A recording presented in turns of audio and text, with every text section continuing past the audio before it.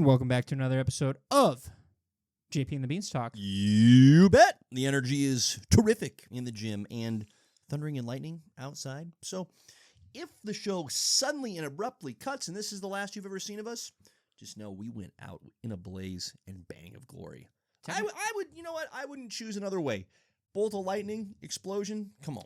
Nader, going out in a Nader would be kind of epic. True. That'd I just want there to be a lot of lightning involved. Terrifying. Not just your common tornado. Give me a lot of lightning. The ride up would be horrifying. Mm-hmm. But, you know, you die on impact, so I don't think you'd feel that. Hope not. Splat. Yeah, wonder what you're thinking about while you're up there. Gross. Like, whoops. And just imagine, they're only going to find the SD Should've card. They're not gone- gonna, that camera's torched. Should have gone to the basement. Yeah. That's all right. Way to go. We talked about it. Mm-hmm. Oh, well. Mm-hmm. Yep. We live life on the edge here. We're on the top floor, baby. We are scary people. Is that We what choose I to be. wanted? Yes. Yeah. Well, it's We're Walter dangerous. White's line, like, I am the danger. I am the danger. Yes. It's a great line. It's a great We line. are bad boys. Yeah. Yeah. People will laugh at this when they see it after our demise. But you know what? We'll be laughing with you, we think. Hey, either way. I won't know what's happening. Nope. We'll be in a better place. But Heaven. for now, we're here, and it's great to be here. It is. And we're excited to pod. You're healthy again, which is great. I mean, that's why we're a week late, is We're because just glad you're healthy, For though. once, it's my fault. Hey, you know what? Welcome to the club. I died. Yeah, and came it's- back to life. It's an exclusive club that you really don't actually want to be a part of. No. I'm no. glad you're out of it. You know what? Me too. Yeah. Feel It's good that good. you're on your feet. I'm back from Florida. I'm going to go again, is the thing. But for now, we're here in the present, and we're pumped to talk movie and comics news. On today's pod, we have the usual news and notes. There was a trailer for a little film called Clayface. That's right, a Clayface movie. So we'll touch on that. And we got a trailer for Doomsday. No, I'm sorry. That's a joke. We didn't. Some people did. But the rest of us down here on good old normal human planet Earth haven't seen it. Somebody's a little salty still. That's a little bit of a preview there. We'll touch base uno más times on Daredevil Born Again Season 2 to see how we're feeling, how we're doing.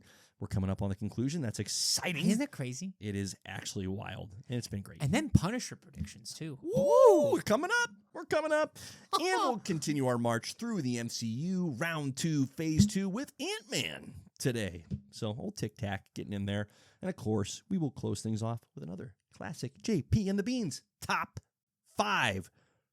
Without further ado, Beans, the teaser trailer for Clayface. It dropped. It's just a touch more than a minute long. And I can say, after having seen it, I am thoroughly horrified. So, mission accomplished. Yeah. Mission accomplished. That was a little bit creepier than I expected. Yes. Yeah. Yes. Yeah. Much. We talked about it today, but I did not think. First of all, I didn't think Clayface is a creepy, scary monster. Okay, Mhm. let's get that out of the way. Mhm. We can all agree with that, so that's not the surprising part. True. Just like and again, you know, it's body horror, but again, I guess I'm just so used to That's a him- phrase I never really wanted to know what it meant. Yeah. You know? Well, and I'm of the mindset, like, just let him go from human to monster. I really don't care about the middle ground. And this feels like it's going to stick in the middle ground for quite a while. Mm-hmm. And that whole Like, thing... how did we get to the monster? Mm-hmm. That whole face wipe thing... Yep. That will haunt me in my dreams. That was horrifying. There wasn't a single second of that trailer that I enjoyed. And that's not hyperbolic. Now, to be clear, I am not seeking to dunk on it and say this is trash. No, it's just not my cup of tea. I'm not a horror movie guy. I don't enjoy the horror genre. Neither one of us are. No, I don't enjoy, like, gore in general in movies. Okay, there's a difference between, like, cinematic violence and just straight up gore. Ugh, just can't do that. And this trailer somehow, someone could push back and say it wasn't gory, but boy, it got really close to combining the gore and the horror in a trailer that apparently is suitable for all audiences. Like, it was wild. Like, the torture aspect that we saw, like, where he's getting, I don't even like talking about it. It was, what a messy trailer. And here's the thing. I bring all that up to just say this. People loved it. Yeah. The overwhelming sentiment online is positive. So clearly there's a market for this movie. Yeah, if you like horror, I'm this not is but it's going to appeal to a lot of people. It's going to make a ton of bank by all early indications with how enthusiastic the response has been. Okay, then. My favorite clip from that whole thing is literally the shadow of shadow. the Clay Club just smoking somebody. He's like, oh, Yeah. that's cool. I did not care about anything else. Yes. And this brought back a memory that I didn't want to have rekindled. I remember being like, I think in maybe a dentist's office as a youth, and it's the Batman animated series. And it wasn't even my dentist appointment, okay? It was like my mom's or dad's, and I went with them. I'm sitting in the waiting room, and they have, this is like back in the day where you only have a handful of channels, okay, the Stone Ages, and they have the Batman animated series playing in the kids' play and or waiting area. One would think a Batman show would be safe content for a kid. Here's the thing. The Batman animated series didn't mess around. There's a reason it has legs still today. It's because it didn't necessarily target the youthful audience. This particular episode, and the whole reason I'm bringing this up, was the Clayface origin Which episode. is highly regarded episode. Like, that's one of the top 10 episodes. And again, it falls in the same category of this trailer. It's effective, and it's creepy as snot, especially to my little, I don't even know how old I would have been at the time, 9, 10, that they're literally torturing him, like pouring the chemical all over his face, and it's showing a good portion of this torture. It's like, what am I watching here? Almost ruined Batman for me. Didn't, because then Batman shows up and beats Clayface. So it's like, okay, we're fine. We're fine. Suck it. But that segues into this point. I'm not sure we're getting Batman swooping in to beat up Clayface. I think we're getting a Batman-less Clayface. How is that possible? Yeah, and that's my issue, I think. As soon as you and I see the Bat logo come You're in, right. Yeah. we'll probably go force ourselves to watch this movie, maybe. We'll just have to sit next to each other and hold our hands. Oh, boy. It's the only way I can get through it. But I would have rather enjoyed Batman trying to, the whole focus being him trying to save Matt from the monster and then realizing, oh, it's too late. Yep. But this, where, I don't know, I feel like they're just focusing on the toughest part of the whole thing, and that is the transformation portion. Like, oof. Yeah. So, listen, there's a market for the movie. People are going to go see it. It feels very similar to when the Joker movie starring Joaquin Phoenix came out several years ago, right? I mean, that was like, what, 2018, 2019? So it's been a piece. But again, that was there's no Batman in this movie. It's R-rated. It's going to be a hard R. And guess what? I haven't seen those movies either. Same. And I remember every person that I spoke to, and it wasn't a lot, but the handful that I talked to that did see the movie all said, yeah, it's really good. Not sure I'd go see it again because of how just twisted it is and was. But I feel like this movie, like if I were to go see it, I feel like it'd be really similar to watching the Penguin show. I went, man, it was really well made. I don't want to watch that again because it left me feeling like I needed 2 showers, but I could appreciate the craftsmanship and the effectiveness of the storytelling. So I don't know what, like, there's so many possible takeaways here. Maybe one of the more significant is James Gunn as the gatekeeper of the DCU allowing this, and not even allowing, that's almost too passive of a word. Fully on board with this movie getting produced and put out to the general public well before fill in the blank for any number of other DC characters that are vastly more significant than Clayface. Yeah. He said that was one of the best scripts he's ever read in his life. So nod to the writer, and I know the directors. From what I understand, one of my buddies was talking to me about how, like, that's one of his favorite horror directors is this guy. Sure. So you know it's going to be good. Watkins. Yes. But I think why I haven't gone and seen the Joker and why I won't go see this if Batman's not in it, I think it's really hard, and you can even make the argument with the Penguin too. Right. It's hard when you don't have a hero to save the day, because you know shit's just going to hit the fan and keep hitting the fan and hitting the fan. Yeah. And there's nobody that's going to fix it, which, I mean, I understand sometimes in life things hit the fan, but you're telling me we have no hope whatsoever. I think the Penguin, you have a little bit of a relief with who he was up against. Yes. Because she, in a way, is kind of the hero. Right.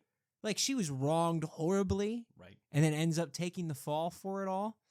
But the Joker, I couldn't... Was there a hero in that movie? Nope. And for Clayface, there's not, unless Batman comes in at the tail end and stops him. Yeah. So, for me, like...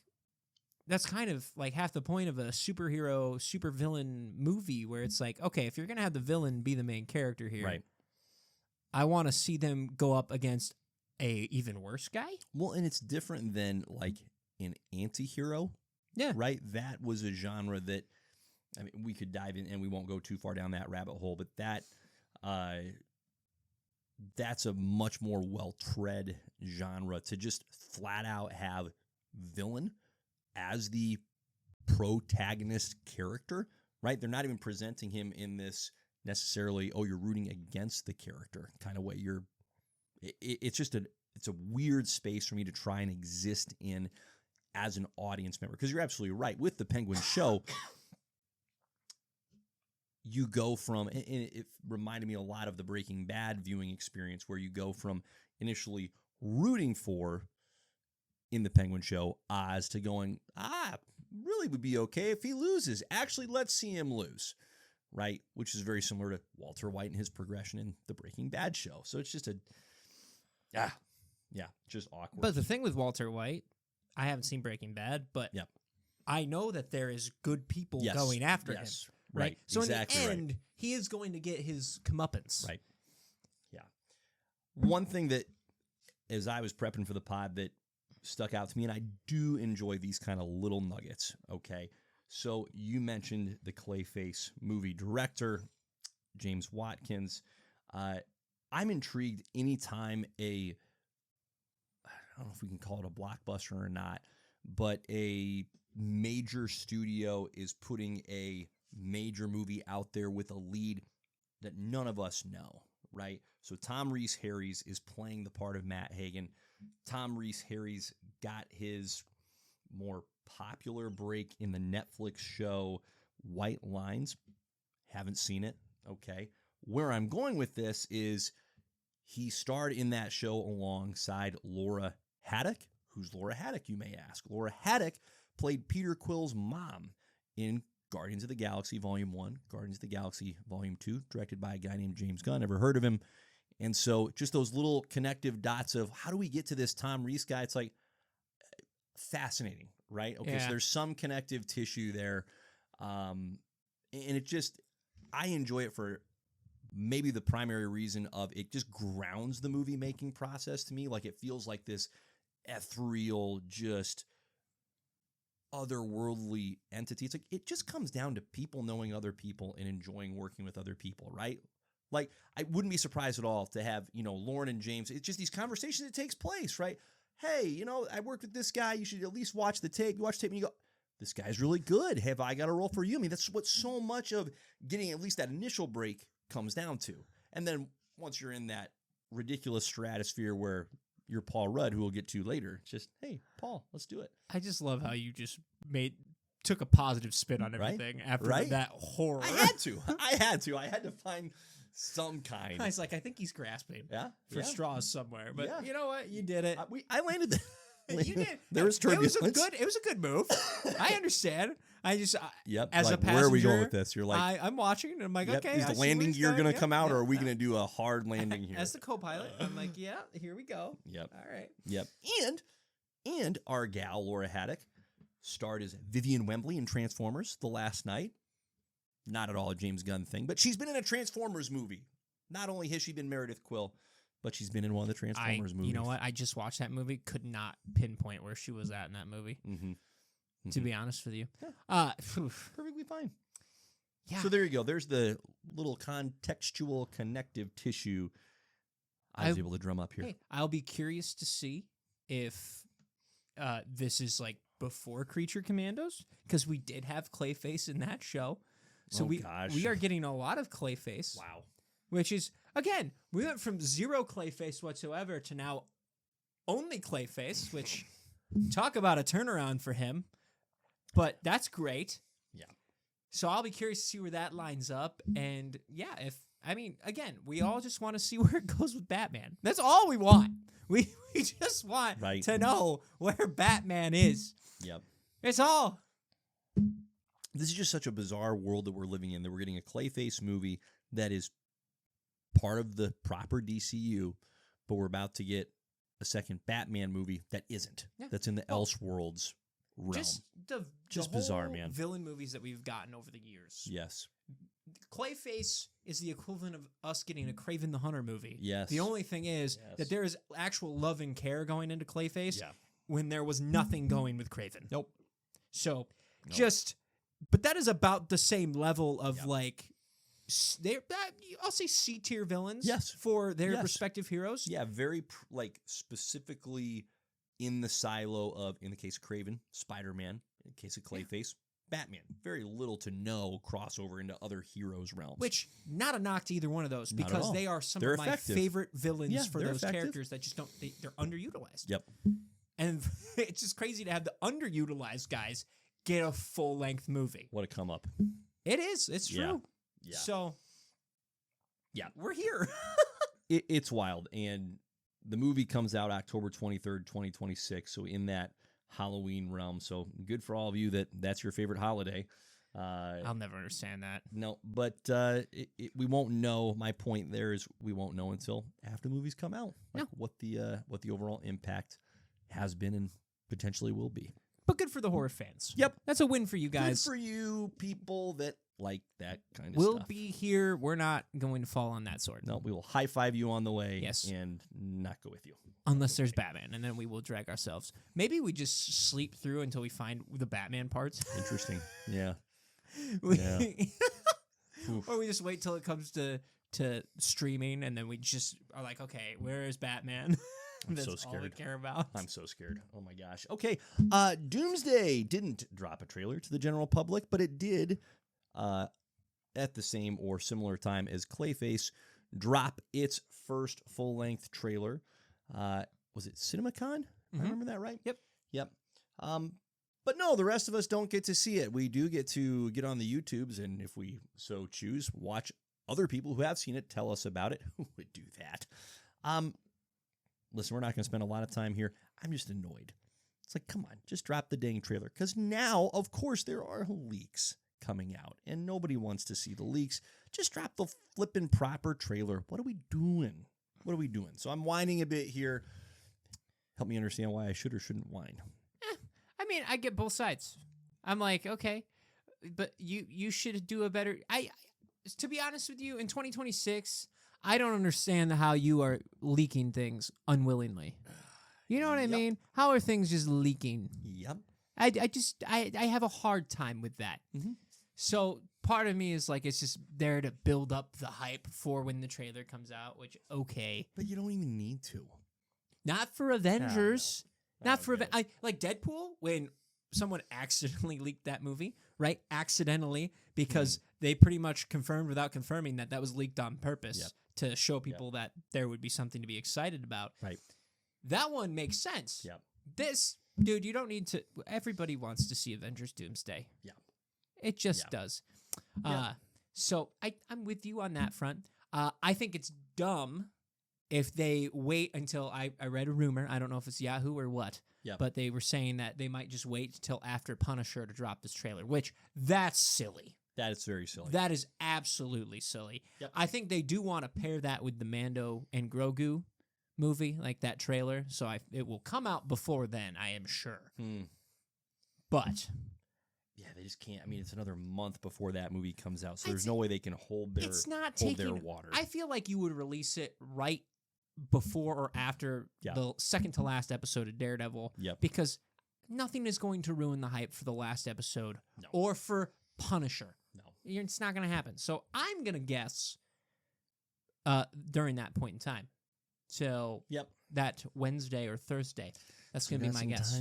Some time we got a week. Yeah. But on this, it'll be a day. Just as a point of reference, I mean, we already had the first teaser trailer for Dune Part 3 release, which is releasing on the same weekend as Doomsday. And so we're 3 weeks of separation. It just seems kind of silly. But I'm more whining than being practical. Trailers don't matter. What matters is the movie itself, but it does give us something to chew on and talk about, which is fun. So I'm just selfishly whining here. You're more hurt for the pod. I am hurt. And you know what? I am hurt, darn it. Respect to you for that. I'm glad you care. I do That's care. great. All right. Well, let's touch base on something we have seen. Now, you're one episode ahead of me. I'm playing catch-up since getting back from my first foray into Florida, so I have yet to see episode 6 of Daredevil Born Again, season 2. Boy, you're 2 episodes to go in the season. 7 and 8 still coming. Spoilers potentially ahead because Bullseye's body count is rising. Is that a spoiler, though? No. I mean, that's I didn't say who specifically. Yeah, but that's just expected at this point, you know? How are we feeling 2 episodes out? Oh, I'm feeling good. It's been great, hasn't it? Just wait till you watch this. I'm very episode excited. 6. Yeah. Episode 6 might be one of the best episodes so far. Oh, that makes me so happy. Yes. Yeah. We talked a little bit off pod. Episode 5 dragged a bit. I liked what they were trying to do. I understood the concept of, hey, here's what they're going for.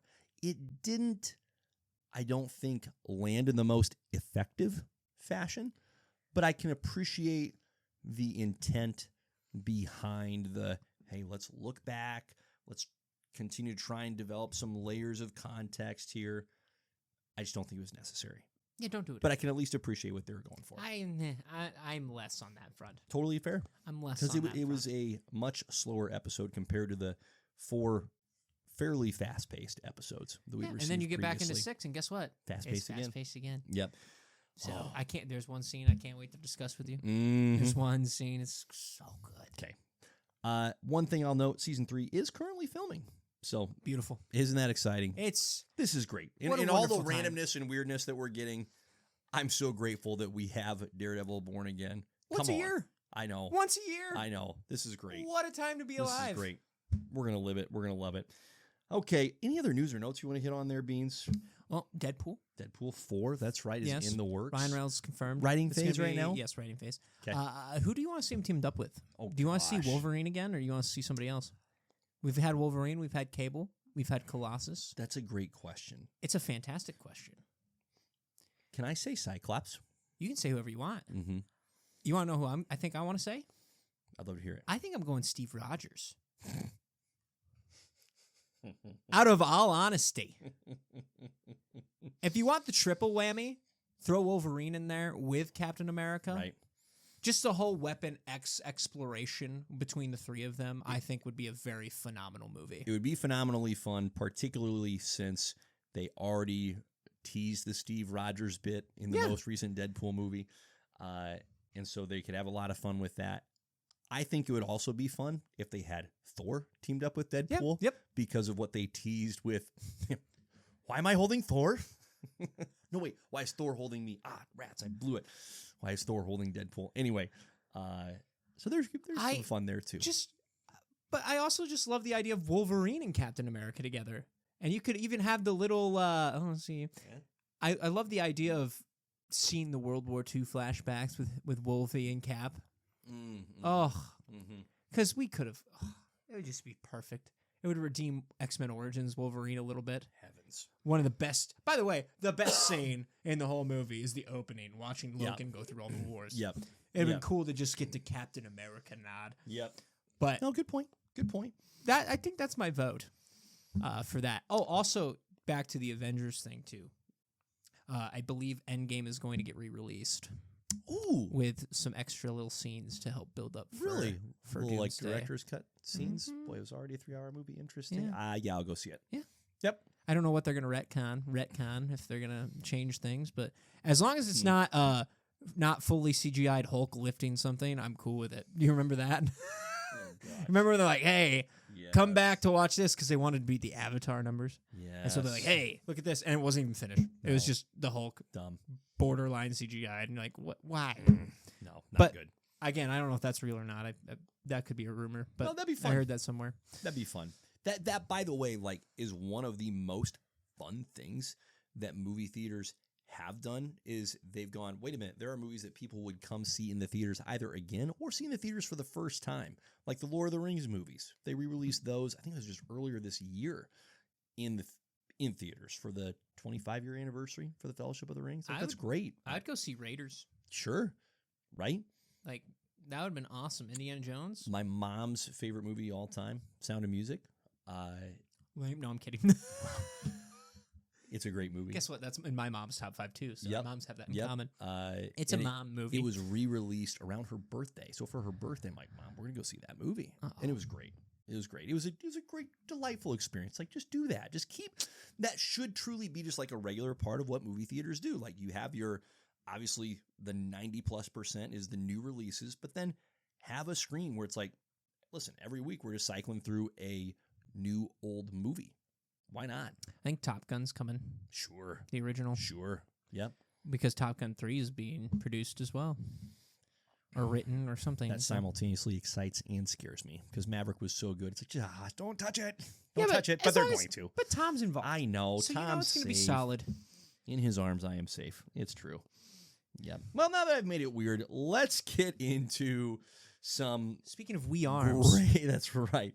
Some great weirdness. Ant-Man. The freaking hyphenation of some of these comic characters where it's Ant-Man and Spider-Man just bamboozles me. Hey, the hyphen is important. Okay, that's the last I'm going to whine about it. The hyphen is important, though. It pisses Spider-Man off. I get it. Yeah. Dropped back on July 17th of 2015. This movie's over 10 years old. That's nuts. I can't wrap my head around that. That's absolutely crazy. To rip through the overall roster here of Phase 2 movies real quick. Iron Man 3, May 13th, 2013. Thor 2, November 8th, 2013.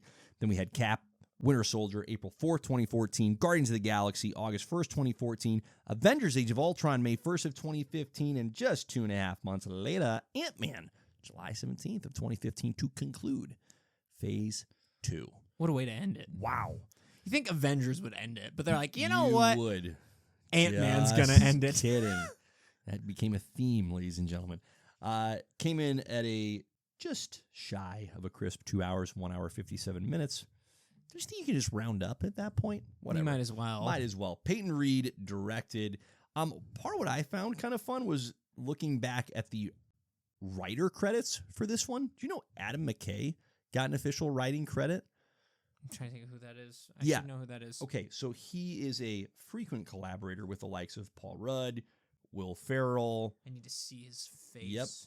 Yep. You look up his filmography and you'll go, oh, Jiminy Christmas, sure, that freaking guy. He's worked with your guy, Tim Robbins, as a producer on a lot of his works. Yeah, it's a big deal. Big time deal. Mm-hmm. Yep. Trying to think of what was the most recent Adam McKay I watched with Will Ferrell and Mark Wahlberg.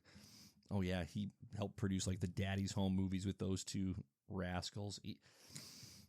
He has been a force in the comedy world, and so to see him like have a part to play in this movie was a surprise. I don't think I remembered that being a thing when it came out. The other guys, that was what I was trying to think of. Okay. Yep. Okay. Yep. Yeah. Yep. So he's in there. Edgar Wright, who was originally attached as the director to this movie, still got a writing credit, did not get to direct the film. And then a guy named Joe Cornish, who, to be quite frank, I don't know who that is. But our guy, the ageless wonder, Paul Rudd, literally, I don't think he's aged a day from the time this movie was released until, what is this, April 2026? Yeah. Just incredible. Just incredible. So he takes on the role of Scott Lang. Michael Douglas as Hank Pym. What a great Hank Pym, by the way. Phenomenal. But what a great old Hank Pym, Michael Douglas. I say this rarely because there's often a slew of options that you could choose from. You actually couldn't have picked a better Hank Pym. And they did Hank Pym justice. Yep. But continue down your rabbit hole before we go on our own rabbit holes. Yep. Corey Stoll jumps in as Darren Cross before he gets MODOK'd later in life. Funny. Evangeline Lilly as Hope Van Dyne. Another great casting choice. Yeah. Yep. Our guy, Anthony Mackie, makes some appearances here as Sam Wilson, but really we want to highlight the primary Ant-Man folks. Michael Pena, as Louise. Yeah. That's just incredible. The heart. Yep, the absolute heart in there. Judy Greer, I like giving her a shout out because she was fantastic in the Arrested Development show in her little bit role as Maggie, ex-wife of Scott, but one of the two parents of Cassie Lang. So good for you, Maggie. More so good for you, Judy Greer. Any other cast members you wanted to highlight? There's plenty others we could talk about, but those are that you hit all the main ones. Those are the top ones right there. So, Beans, what'd you think? Well, first of all, to think we were going to get a heist movie out of all of these kind of movies, what a great idea. This whole movie was just a great idea, which, to be honest with you, the fact that we got a better Ant-Man movie than 3/4 of the Thor movies is nuts. And I love how I used the Thor movies as my comparison, but that is just such the bottom line for MCU movies that, again, Ant-Man, your C, D tier character, is outperforming Thor, who is probably, before all the Avengers hype, probably a B, B tier, B, A. You know, I'm being generous with the letters. Right. But it's kind of crazy because we go into this movie and you're like, Ant-Man, huh? Like, I mean, I'm going to go watch it because it's Paul Rudd, but it's like, what do you even do with Ant-Man? This is what you do. You do a heist movie. Well played on their part to pick Scott Lang over Hank Pym because of all of Hank Pym's dark and disturbing history in Marvel Comics. He is the definition of troubled character. Yeah, I kind of wish they would just retcon it. I feel like they did that to do that.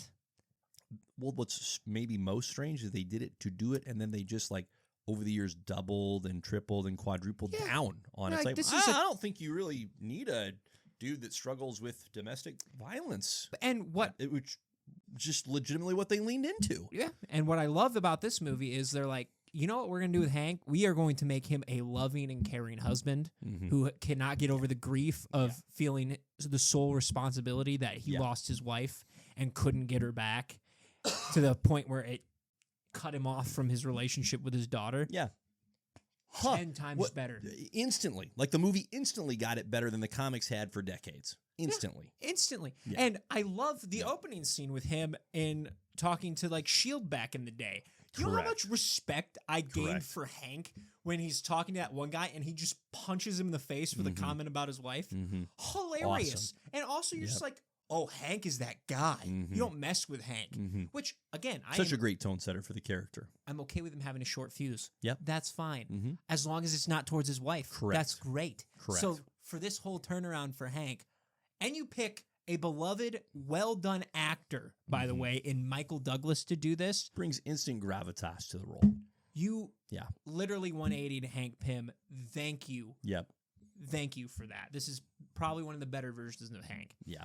It was like plugging Robert Redford into his role as the head of S.H.I.E.L.D., right? Yeah. Instant authority, instant gravitas, instant credibility is achieved. And as it turns out, in both those roles, both for for Robert Redford and now for Michael Douglas, great fits. Just phenomenal fits. And so, because if you're going to pick Hank Pym as your starting Ant-Man, you have to be very careful where you go. Because you're trying to get the kids involved in these movies, and you're not going to get the comic version of Hank to get over very well.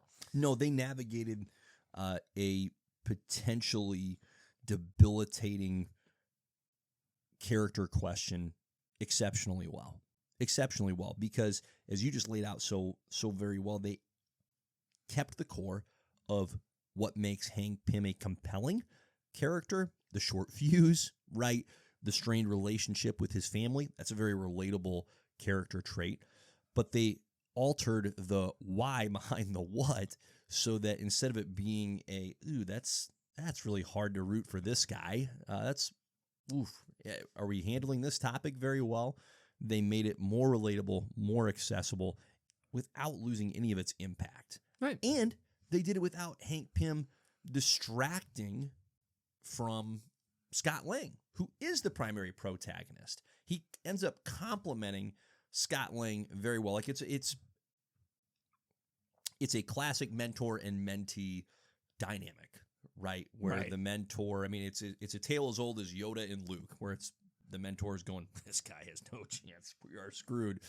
But it's consistently entertaining. It just is. And it works so well here. Well, and that goes to Scott Lang, which is a guy that I don't think a lot of people know about. So you essentially have a clean slate in an Ant-Man, which, again, I could not tell you what Scott Lang is like in the comics. Mm-hmm. I go clear off of MCU, and it's just Paul Rudd. Yeah. They're like, hey, Paul, why don't you just be Paul? Yep. And you just have fun with the role. Yep. And what a great idea for such a unknown when it comes to Ant-Man, or when it comes to Ant-Man, you're like, let's get a well-known, beloved guy to just play the role. Right. And him be his charming self. He was phenomenal in this movie. This is the second time I've said this on this pod. I can't think of a better fit for the role than Paul Rudd. No. And what I mean by that in this particular instance is how much of a service that particular individual, Paul Rudd, did for the character. Because I think the character could have been written and designed, so to speak, in the same way.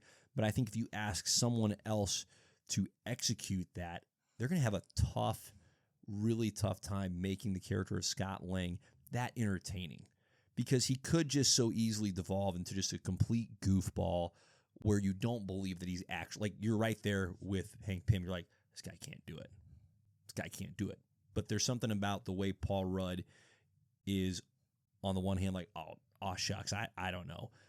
And yet he's able to demonstrate capability without without being cocky about it. Right? It's just more of he's forced into it. He's like, well, I have to, right? I have to for the sake of being with my family. And that's the other thing that's really strong about this movie. You have Hank Pym, who has the strained relationship with his family, and then you have Scott Lang, who also has a strained relationship with his family. And the common ground is they both want that reconciliation. They both want that ability to be with and be close to their families. And that's as good as it can possibly get in terms of creating relatable and genuine tension that an audience can just latch onto.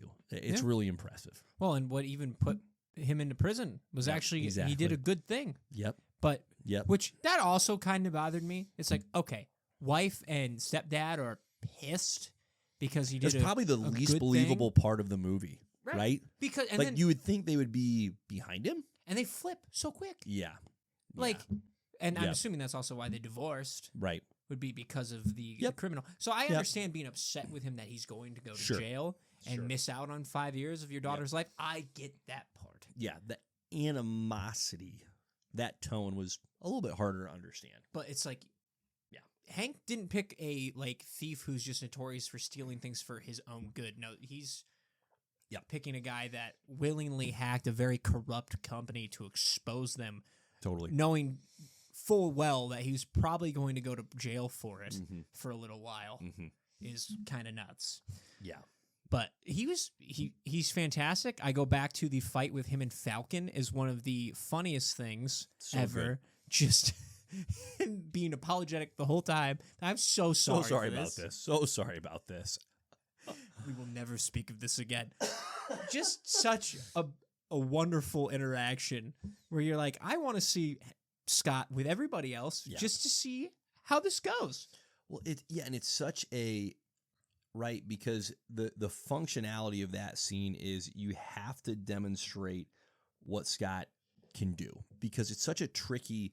Like, can this guy really do anything? You got to be able to show it at some point, and so for him to demonstrate it at the Avengers compound, going against, so to speak, Falcon, it's a helpful scene, and it's humorous. That's the other, they wrap this really important scene in humor, but they have to demonstrate that, not just tell, but demonstrate that, hey, Scott Lang is capable in his own way, because he's just there being Scott. Like you said, he's being apologetic, he's being fairly sloppy, but he's effective. He's improvising. He's actually pretty clever. He knows he's learning how to use the abilities of the suit to maximum impact. And that is where the movie really shines. Is it's humor throughout from start to finish, right? From just every little beat includes humor, from the Thomas the Train Engine gag near the end of the movie to the, oh gosh, what's the name of the smoothie or ice cream shop? Now I'm totally drawing a blank. Robbins. Thank you, Baskin Robbins. I think I'm getting fired from Baskin Robbins. Man, you suck it to the man. Yeah. I respect that, but obviously I have to fire you.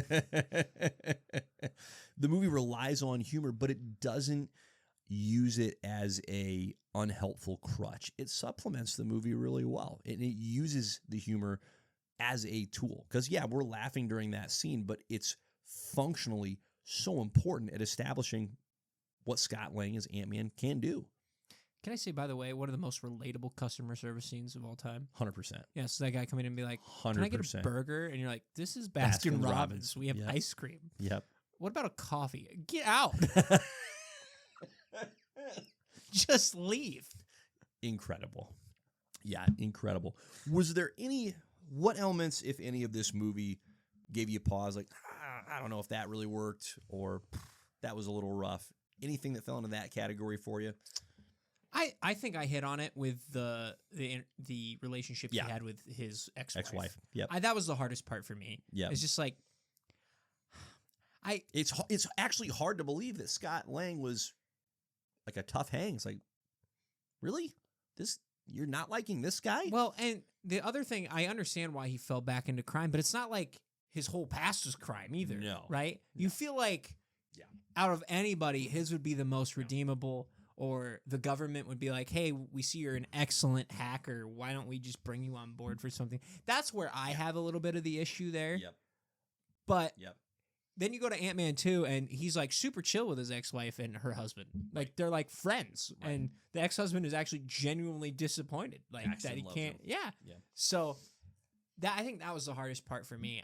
But I think overall, the way that they were able to showcase the powers in a great way with him shrinking. Mm-hmm. Also, there was not a bad scene with the ants, which is crazy to say, because that's such a weird superpower to be like, it is. Why don't we do a movie on this? It is. This guy who can connect and control ants. Right. But not only did they make it like make sense how they did it, but also like, hey, there's different types that we use. Right. Here's what's going to benefit you here. Right. Here's what's going to benefit you here. Different categories of ants with different skill sets. It's like that's a good touch. And then watching him pop up to full size out of the ground a couple of times because he gets scared. Hilarious.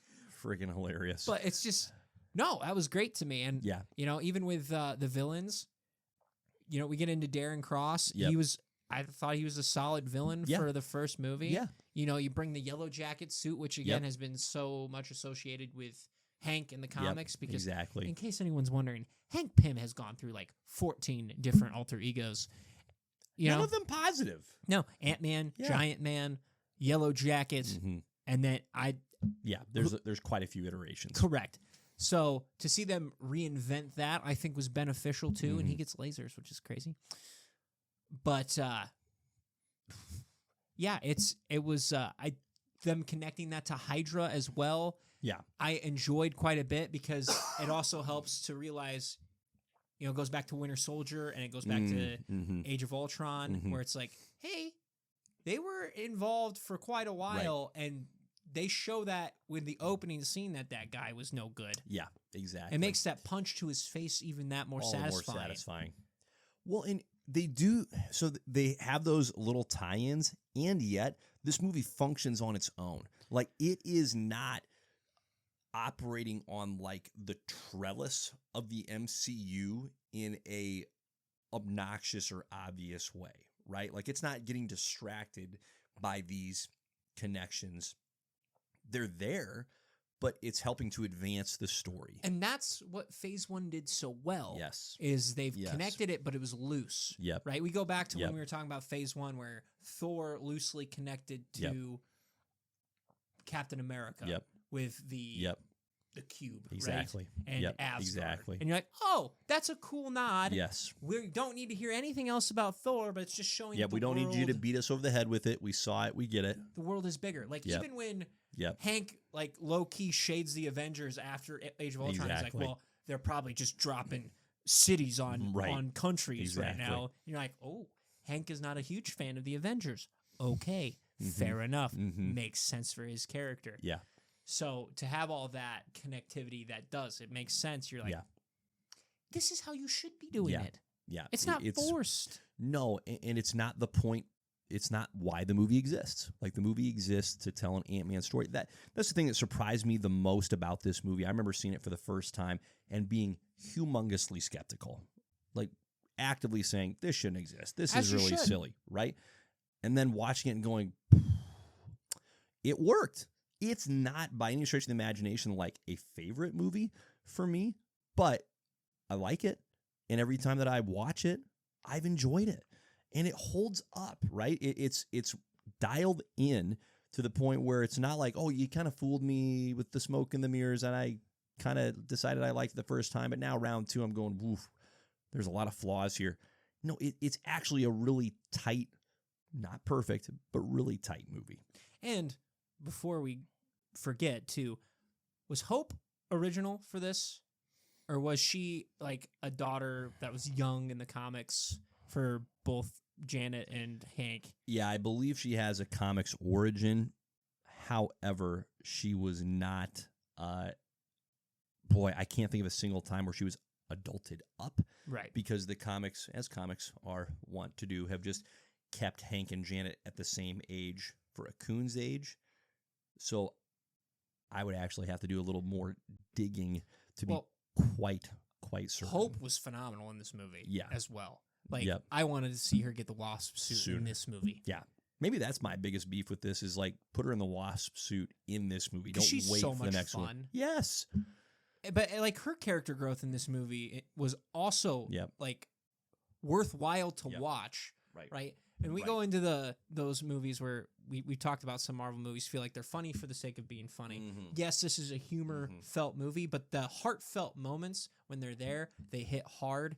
And, like, her whole conversation with Scott in the car. And she's, like, pissed off and freaking out because she, obviously her relationship with her dad ain't good. Daddy problems. But Scott's laying out the gravity of the situation to Scott. And Scott's just like, you don't understand. I'm expendable. That's why he picked me. Like, you're not. Like, he can't lose you. Otherwise, he'll probably lose his mind. As you can see in What If episode. Where he goes and murders the Avengers. Whoops. But, like, that, it just helps tie everything together. I think that might be also, like, a little hard point for me is, like, I get that he's protecting his daughter, but, like, you couldn't share how she died. I feel like that's weird-ish, but okay. Yeah. I'm not gonna. No, but I agree. Might be nitpicking. No, it's not. It's not. That's in the harder to suspend your disbelief category with that one. Yeah. But it was she was fantastic in this movie. She's great. I really enjoyed the supplemental humor that Michael Pena brought in as Lewis. He was great. Remember the campaign where people are like, "Can Lewis?" Oh yeah, no, they do go by Luis. Yes. Yeah, sorry. Thank you. Does Luis? Can he just sum up the entire like phases of Marvel movies up until Infinity War, so we can just get a recap real quick? Those are so funny. They are, and they're clever. They're well executed and unique and fit very well with the tone of the movie. But I got the van. Yep, I got the van. Any other takeaways on this one, Beans? No, it goes to show, and maybe this ties back to even with our Clayface movie we're getting out in October. As long as it's a well-written and well-done movie, very much it doesn't matter who the character is. Yep. It's gonna work Very if much you figure it out. But if you are lackadaisical and don't give a crap, Morbius, Craven, it doesn't matter who that character is. Correct. It could have been Spider-Man. Yep. In that movie, We've seen those. It would have been we have. We've seen terrible movies with. Right. I'll throw Batman versus Superman immediately under the bus. Yep. Batman, Superman. Yep. Those two characters, that should be a layup. Yep. A layup. Yep. I've been reading World's Finest forever, and it's been fantastic. Yeah. And they nail it in that. And then that one? Yep. Missed. So it goes to show it doesn't matter who that character is. Right. I mean, and Marvel just went 2 for 2 because Yeah. you have Guardians of the Galaxy, what a risk, and then you have Ant-Man, what a risk. Yeah. I mean, this is where it shouldn't have worked. Phase 1, you can look back on and reflect and say, yeah, that should work because you're starting out with enough well-renowned characters that those are going to be by definition harder to goof up.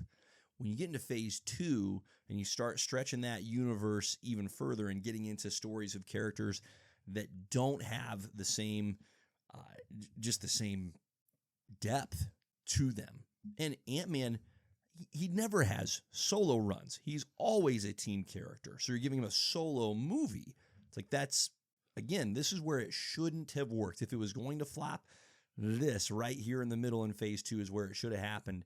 And the fact that not only did it not flop, but it built on what had been started and improved upon it. Pretty remarkable I was stuff. about to say, what's Ant-Man's Rogues Gallery? Yeah. It's Ultron. Yeah. Weirdly enough, it is the killer robot that we had in the movie prior Yeah. that Hank birthed Yep. in the comics. Yep. Outside of that, Yep. like who? Who do you got?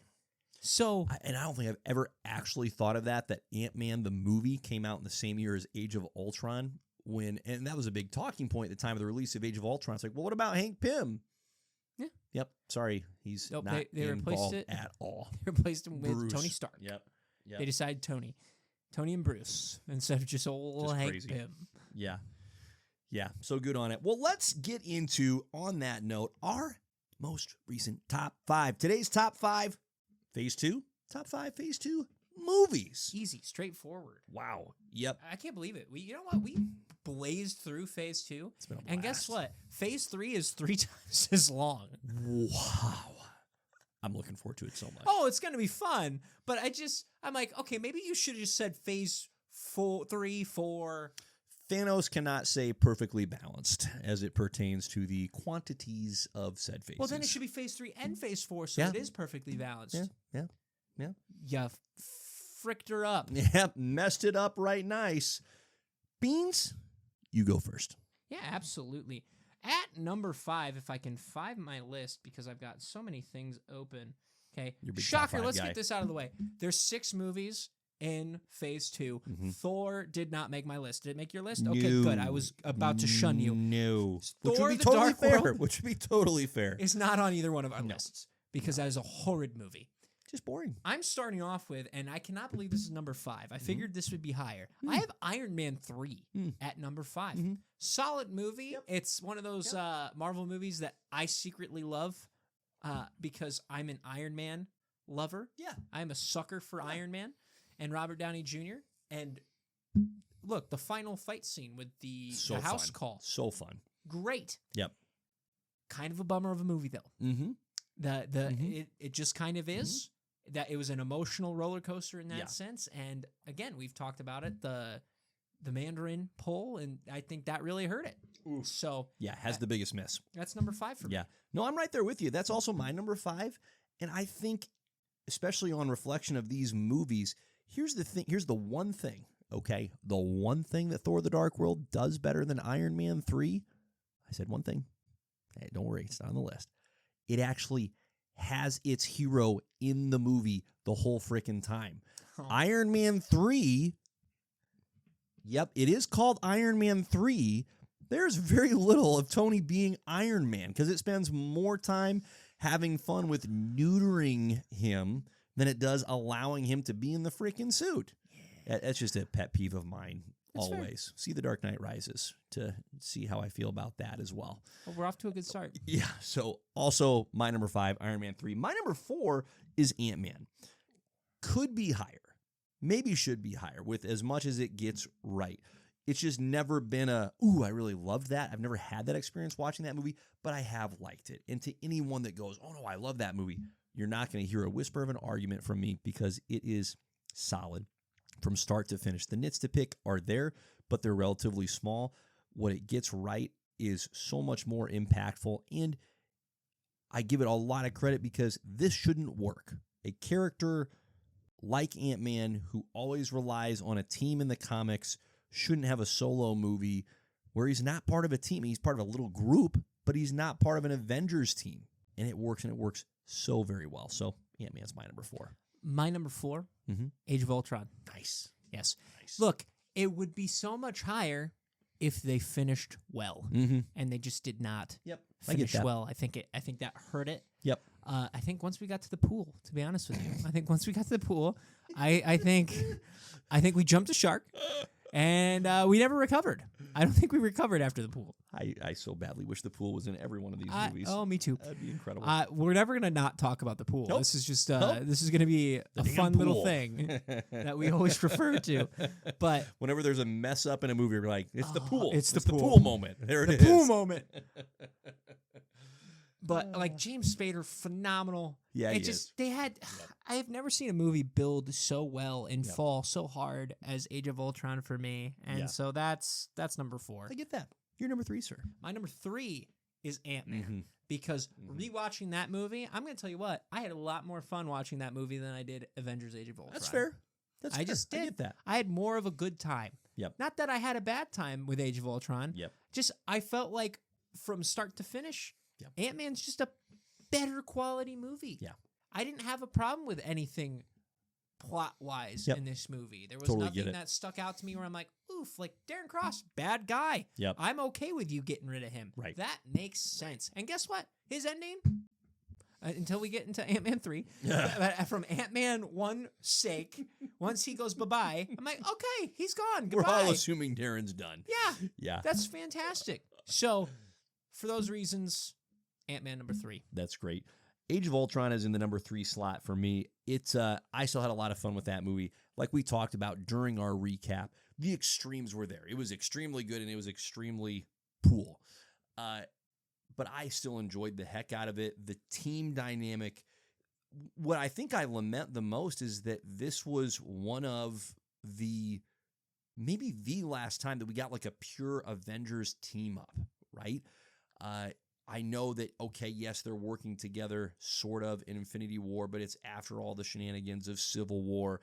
And in Endgame, it's a glorious culmination. But again, it's these desperate time forced.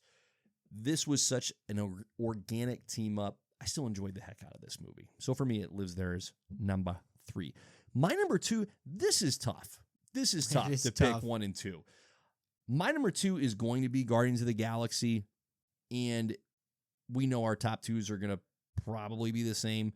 Guess what it is? Yeah. Yeah. But this is such a good movie.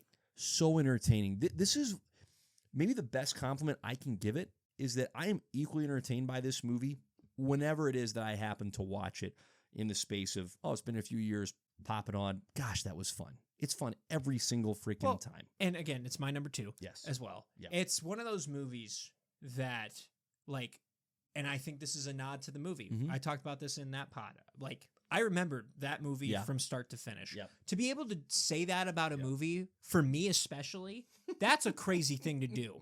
And so, watching that movie, enjoying that movie for what it is. Yeah. I mean, phase 2, we can look at it as the phase that took some swings. Yes. And hit them out of the park. And this, I mean, look at this movie. This established James Gunn. We don't have DCU James Gunn without Guardians of the Galaxy. And well earned. Well earned for a group of characters that we knew nothing about and now are staples in freaking Disney World where they have their own ride. Yeah. Would have you called that anytime? No, not even a little bit. None of us would. Not even a little bit. None of us would. No. Well, and our number 1 is going to be Winter Soldier. And well, it's not by a mile. It's close. It's closer than I thought it would be. But I like what you said about the phase of swings. I remember going into Winter Soldier not thinking it was going to be great, but I was looking forward to watching it, but it exceeded expectations and it holds up, right? Like rewatching it, what a freaking tight movie from start to finish. The action is great. The mix of the humor is the right balance. It doesn't outweigh the gravitas. It's just so flippin' good, and it levels Cap up appropriately. Like, his abilities are in full force, full swing, both the leadership, the cleverness, and the physicality. Like, what a delight. And then, of course, what it does with Bucky is freaking tremendous. Well, and it takes a big swing with disintegrating S.H.I.E.L.D., right? Yeah. Like that's a Marvel As early as they staple, did. as early as they did to really just extract S.H.I.E.L.D. from the MCU. It never really comes back. Like it's extracted and fully so. That's pretty wild. Yeah, and if you think about going from Captain America 1 to Captain America 2, Yep.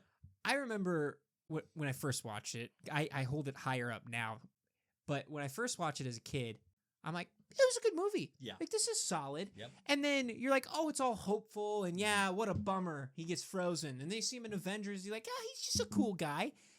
Then you go to Cap 2, and you're like, oh, Captain America's a badass. Mm-hmm. He's kind of a badass. And then you watch him go one-on-one with the Winter Soldier, like, whoa. Oh, Yeah. So don't mess around with Captain America. Yeah. I fully understand. And again, we've talked about how Cap's journey is literally going from fully trusting everything to questioning everything. Yeah. And I can't blame him after this movie because his whole world kind of blows up because the people he was working for, half of them were working for the other people. Right. So, I mean, the Hydra turn in itself is iconic to the entirety of the MCU with just, again, how shocking of a turn that is. But to have they just took Captain America and they just raised everything up to, like, this is like one of the better sequels we have for a superhero movie. And it's maybe,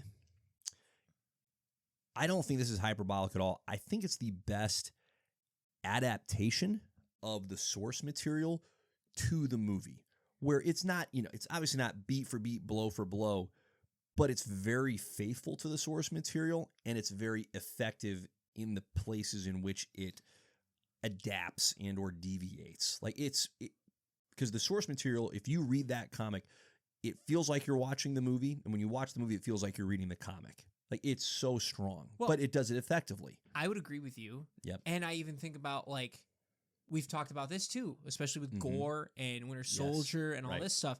Right. Winter Soldier's kind of a one-off guy. Yes. Like, once they get down to the soul of it and they're like, they get Bucky back, he's not really ever the Winter Soldier again. Yeah. And to have a guy like that hit hard, they keep him alive, thank the Lord. No kidding. Because his redemption arc now, after being mind-controlled, phenomenal story. Correct. Becomes incredible. Phenomenal. And that's why you keep your villains alive.